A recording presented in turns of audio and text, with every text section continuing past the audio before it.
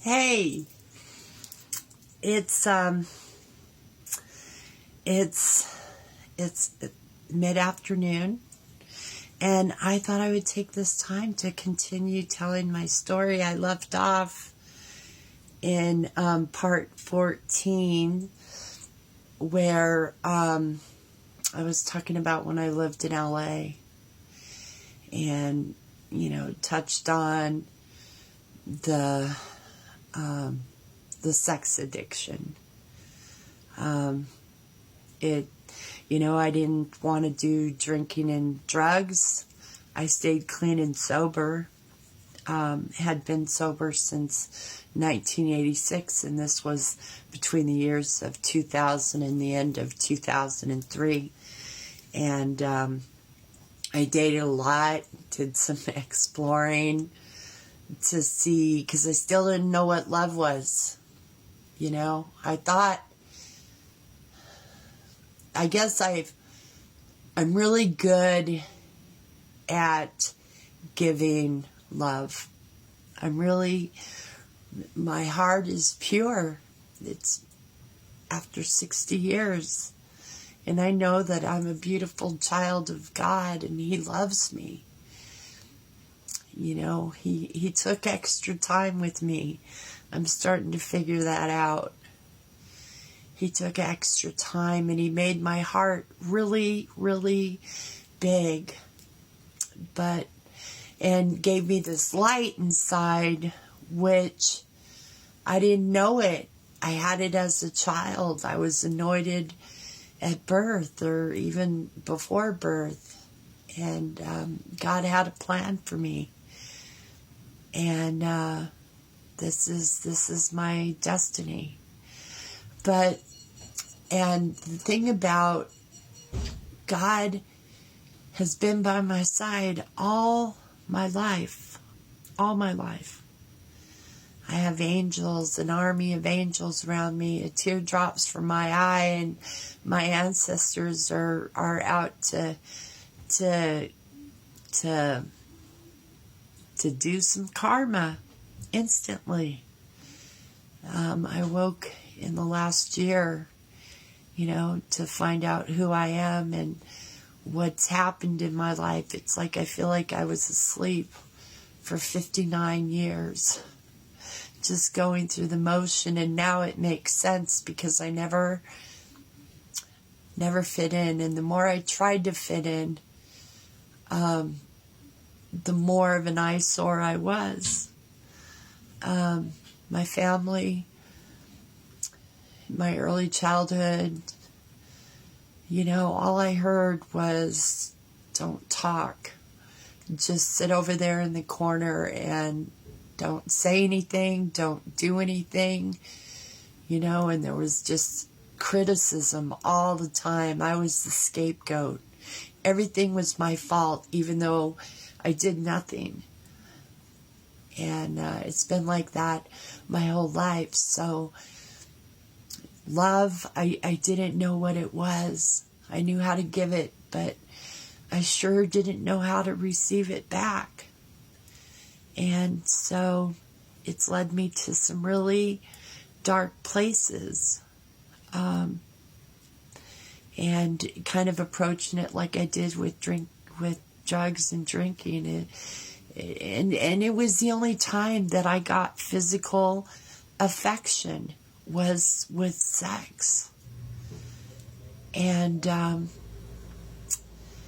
so, and then and I think that's why I stayed overweight, because of magnetism. I thought if I was heavier than what society says is attractive, then maybe people would be different to me, that they wouldn't want to hurt me. But there's no way around that. I just learned God gave me the gift of alchemy, where when I'm feeling pain, I alchemize. I go in and I work through the pain, and I turn the darkness to light, gain perspective, and able to heal from pain. And so I was very popular. I used to, when I was in LA, I used to do I was out in the field because I did home visits to see clients. And I would always schedule home visits around lunchtime. And I would go to the, I had a handful of friends who made me feel good, who gave me affection. And no matter what their circumstances were, they were there for a reason. I didn't love them, but I gave real good love. And it was lonely, you know. It was lonely. I wanted so bad to find a significant person to really fall in love with and have romance, but I was so unhealed and had no love for myself. So I did things. But I know that God loves me no matter what.